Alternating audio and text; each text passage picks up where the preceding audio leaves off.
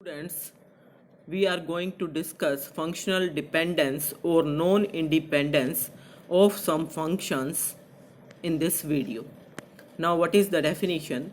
The m functions u1, u2, um of n independent variables x1, x2, x3, xn are said to be functionally dependent if there exists a relation of the form f of u1, u2, u3, um is 0. यहाँ पे क्या है, independent variables कौन से हैं, x1, x2, xn है, कितने हैं संख्या में, n है. और डिपेंडेंट वेरिएबल कौन से हैं, u1, u2, um है, संख्या में कितने हैं, m है. अब ये जो डिपेंडेंट वेरिएबल्स वाले जो फंक्शंस हैं, m फंक्शन, ये फंक्शन कब कहलाएंगे लीनियर फंक्शनली डिपेंडेंट? अगर आप एक रिलेशन फाइंड आउट कर सको इन सारे फंक्शंस के बीच में. Means you can find a relation या a function such that f of u1, u2, u3, um is equal to 0. और आप फंक्शनली डिपेंडेंट कहो या फंक्शनली नॉट इंडिपेंडेंट कहो, एक ही बात है. ठीक है ना. तो अब एग्जाम्पल देखो, मान लो u आपके पास x दे रखा है और v आपके पास दे रखा है x क्यूब. तो क्लियरली पता चल रहा है कि अगर u की वैल्यू चेंज होगी, क्योंकि u की वैल्यू x है, x की वैल्यू चेंज होगी तो x क्यूब की वैल्यू भी चेंज होगी, मीन्स v की वैल्यू भी चेंज होगी, means u and v are dependent, functionally dependent. But ऊपर वाली डेफिनेशन से कैसे प्रूव करेंगे? अब यहाँ पे आप x की जगह पे क्या लिखो, u लिख दो यहाँ पे, तो ये हो जाएगा u क्यूब. तो v is equal to u cube आ गया. So v minus u cube is equal to 0. So this is the required relation या required function which is between u and v, and right hand side is 0. So f of uv is 0 here, and therefore functions u and v are functionally dependent. इसी तरह से next में आप देख सकते हो, अगर u आपके पास साइन x है और v equal to sign 4x है, तो उस केस में क्लियरली आप साइन x की जगह पे u लिख सकते हो, तो v इक्वल टू u4 आ जाएगा. And so v minus u4 is 0 and you got a function f of uv equal to 0. So this implies that u and v are functionally dependent. अब next theorem देखो, without proof क्या है, proof नहीं करना है, सिर्फ result है कि अगर n फंक्शंस हैं u1, u2, un और n ही इंडिपेंडेंट वेरिएबल्स हैं, तो उस केस में ये जो आपके पास फंक्शंस हैं u1, u2, un, these are functionally dependent if and only if Jacobian of u1, u2, un with respect to x1, x2, xn is 0 identically. मतलब ये है कि अगर आपके पास इंडिपेंडेंट वेरिएबल की संख्या डिपेंडेंट वेरिएबल की संख्या के इक्वल हो जाए तो आप जैकोबियन निकाल सकते हो. और जैकोबियन अगर आपका 0 आ गया है तो आप ये कह सकते हो कि जो दिए हुए आपके पास फंक्शंस हैं u1, u2, un, these are functionally dependent. अब हमेशा ये ज़रूरी तो नहीं है ना कि जो आपके पास फंक्शंस जितने हैं उतने ही इंडिपेंडेंट वेरिएबल हो, कम ज़्यादा भी तो हो सकते हैं. तो उन केसेस को हम इस रिमार्क में डिस्कस कर रहे हैं. तो वो देखो कौन सा केस है कि if there are m functions and of n independent variables, जहाँ पे m जो है वो n से बड़ा है. अगर मान लो फंक्शन ज़्यादा दे रखे हैं, वेरिएबल कम है, तो उस केस में वो ऑटोमेटिकली आपके फंक्शनली डिपेंडेंट हो जाएंगे. कैसे हो जाएंगे फंक्शनली डिपेंडेंट, उसको देखो.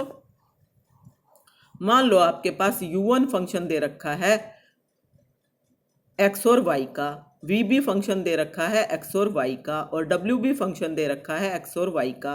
तो इंडिपेंडेंट वेरिएबल तो हो गए 2, और जो फंक्शन दे रखे हैं वो हैं u, v और w 3.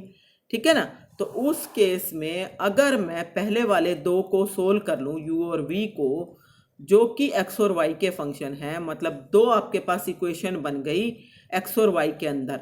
ठीक है ना. उन दोनों को सोल्व करके आप x और y की value in terms of u and v निकाल लोगे, और फिर आप क्या करो, इस w के अंदर x और y की जगह पे जो u और v की वैल्यू आई है वो पुट कर दो. तो आपके पास ऑटोमेटिकली एक रिलेशन आ गया जो कि u, v और w के अंदर है. और जब आपके पास इस तरह का रिलेशन आ गया तो इट मीन्स ये u v और w क्या बन गए, फंक्शनली डिपेंडेंट बन गए। सो अगर आपके पास फंक्शन ज़्यादा दे रखे हैं और इंडिपेंडेंट वेरिएबल कम है तो वो ऑटोमेटिकली फंक्शनली डिपेंडेंट होंगे, कुछ चेक करने की ज़रूरत नहीं है। सेकेंड केस देखो कि अगर आपके पास if u and v are two functions of 3 independent variables, मतलब फंक्शन कम दे रखे हैं और इंडिपेंडेंट वेरिएबल ज़्यादा हैं, तो पहले की तरह जैसे हमने डिस्कस किया था, इस केस में आपके पास 3 जैकोबियन निकलेंगे। uv का Jacobian with respect to x Y, uv का Jacobian with respect to Y Z और uv का जैकोबियन जेड एक्स के विद रिस्पेक्ट टू। अगर ये तीनों के तीनों जैकोबियन 0 हो जाएं तो उस केस में तो ये u और v क्या हो जाएंगे, फंक्शनली डिपेंडेंट। लेकिन इनमें से अगर एक भी नॉन जीरो हुआ तो उस केस में u and v are not functionally dependent, means उस केस में वो फंक्शनली डिपेंडेंट नहीं होंगे। तो आपने अब सारे केस डिस्कस कर लिए हैं। जब इक्वल हैं तब तो आप डायरेक्ट जैकोबियन निकाल सकते हो और वो 0 आएगा तो डिपेंडेंट, 0 नहीं आएगा तो नॉट डिपेंडेंट। और अगर फंक्शन ज़्यादा दे रखे हैं और वेरिएबल कम है इंडिपेंडेंट वेरिएबल तो ऑटोमेटिकली फंक्शनली डिपेंडेंट। और अगर फंक्शन कम है और इंडिपेंडेंट वेरिएबल ज़्यादा हैं उस केस में आपके पास जैकोबियन एक से ज़्यादा आएंगे और वो सारे 0 होने चाहिए तभी फंक्शनली इंडिपेंडेंट बनेगा, नहीं तो नहीं बनेगा। अब एग्जांपल्स चेक देख लो। जैकोबियन आप पिछली एक्सरसाइज में निकालना सीख चुके हो, इसमें सिर्फ आपको एक रिलेशन और निकालना सीखना है, क्योंकि अगर फंक्शनली डिपेंडेंट हैं तो उस केस में वो फंक्शनली रिलेटेड भी कहलाएंगे और आप एक रिलेशन निकाल सकते हो उन दोनों फंक्शन के बीच में। जैसे कि ये एग्जांपल देखो, let u is equal to x plus y divided by 1 minus xy and v is equal to tan inverse x plus tan inverse y be two functions।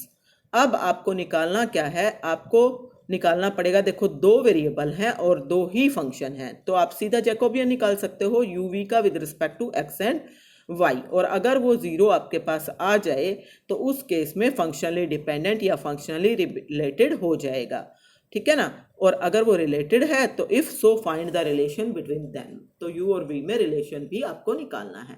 u ये था, v ये था, तो जैकोबियन आपको निकालना आता है। आप अपने आप से कर ली u बाय कर ली x निकालो, कर ली u बाय कर ली y निकालो, कर ली v बाय कर ली x, कर ली v बाय कर ली y। तो ये तो u बाय v के फॉर्मूला से डिफ्रेंशिएट करके आपके निकलेंगे कर ली u बाय कर ली x।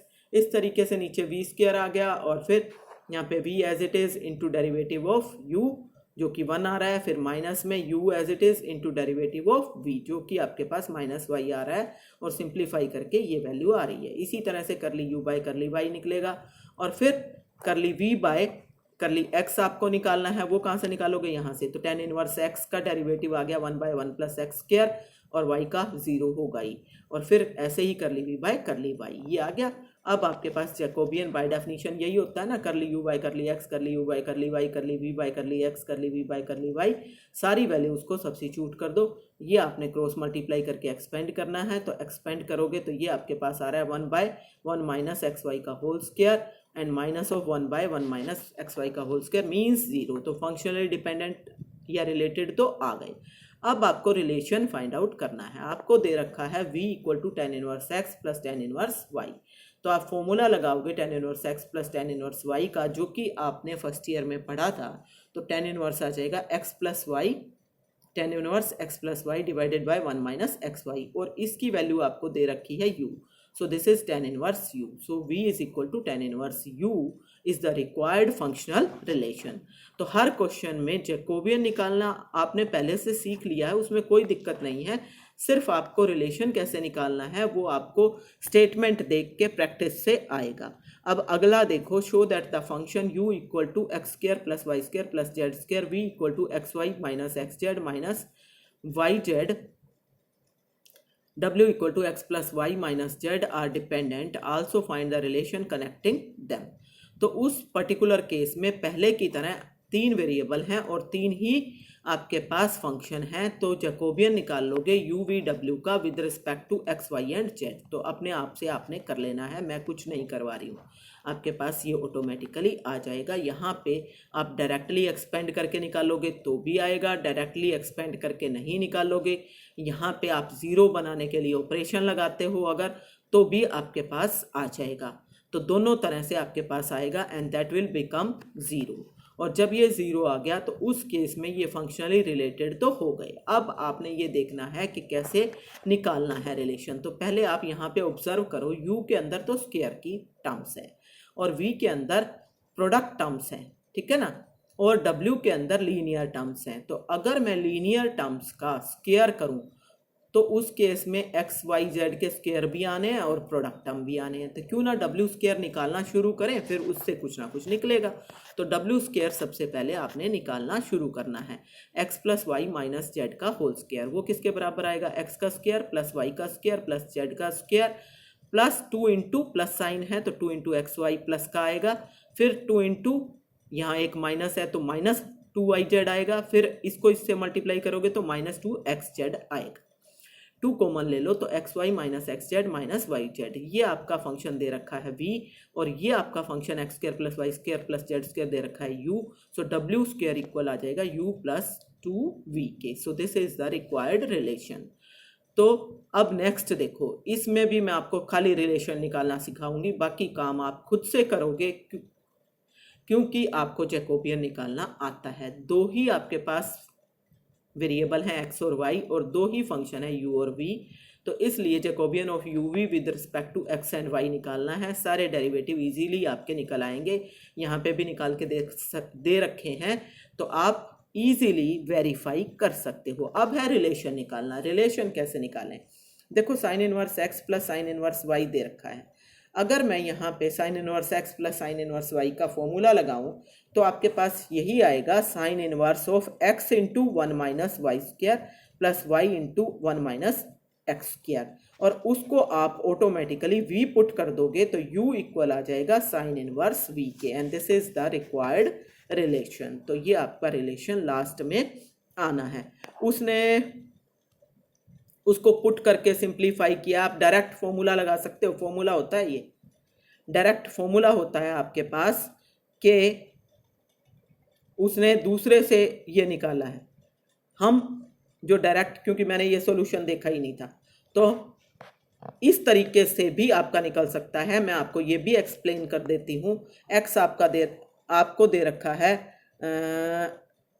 क्या क्या दे रखा है आपको, u दे रखा है sine inverse x plus sine inverse y, और v आपको दे रखा है x into 1 minus y square plus y into 1 minus x square. तो उस केस में अगर आप साइन इनवर्स x को अल्फा और साइन इनवर्स y को बीटा पुट कर लोगे तो आपके पास क्या आ जाएगा, आपके पास ये आ जाएगा, साइन इनवर्स x को अल्फा पुट किया तो x इक्वल आ गया साइन अल्फा के, y इक्वल आ गया साइन बीटा के। और उस केस में ये वाली जो वैल्यूज़ हैं वो आप v के अंदर पुट कर दो तो x की जगह पे आपके पास आ गया यहाँ से साइन अल्फा और 1 minus sine square beta plus sine beta, value put की है x और y की, 1 minus sine square alpha, sine ये हो गया आपके पास कोस बीटा, ये हो गया कोस अल्फा। तो ये फॉर्मूला बन गया sine alpha cos beta plus cos beta sine alpha mean sine of alpha plus beta का, means sine of alpha plus beta की वैल्यू पुट कर दो, means sine inverse X sine inverse Y. इस sine को उधर ले जाओ तो साइन इनवर्स वी हो जाएगा equal to sine inverse x plus sine inverse y, जो कि आपका u के इक्वल है। तो u is equal to sine inverse v। तो दोनों तरह से कर सकते हो, जैसे मैंने स्टार्टिंग में बताया वैसे भी और ऐसे भी। नेक्स्ट भी बिल्कुल इसी तरह का है, prove that u is equal to e to the power x plus log y plus x y z and v is equal to log x plus e to the power y x y z are not functionally dependent. Not functionally dependent prove करना है तो इसका मतलब जब आप Jacobian निकाल लोगे, किसका निकालोगे, u और v का विद रिस्पेक्ट टू, यहाँ पे आप एक चीज़ ध्यान दो, वेरिएबल जो है इंडिपेंडेंट 3 हो गए हैं, x y और z, और फंक्शन कितने हैं 2। इसका मतलब एक से ज़्यादा जैकोबियन आपके निकलेंगे। कौन कौन से निकलेंगे, uv का Jacobian with respect to x y निकलेगा, जो कि ये यहाँ पे निकाल रखा है, ठीक है ना। वो आपका नॉट इक्वल टू ज़ीरो आ गया। जब एक ही नॉट इक्वल टू ज़ीरो आ गया तो बाकी निकालने की ज़रूरत ही नहीं है। और बाकी वैसे निकलेंगे क्या क्या, Jacobian of u v with respect to Y Z निकलेगा, with respect to Z X निकलेगा। तो बाकी जो है आपको निकालने की ज़रूरत नहीं भी है, निकाल के दिखा भी सकते हो। तो ये यहाँ पे निकाल के दिखाए हैं, बाकी भी आपके पास ज़ीरो आ रहे हैं। तो it means u and v are not functionally dependent. अगर एक भी नॉट इक्वल टू ज़ीरो आ गया तो इसका मतलब नॉट फंक्शनली डिपेंडेंट होगा। सारे के सारे ज़ीरो होने चाहिए तभी फंक्शनली डिपेंडेंट बनेगा। तो ये आपने ऑटोमेटिकली अपने आप कर लेना है, मेरे लिए कुछ नहीं है करवाने का।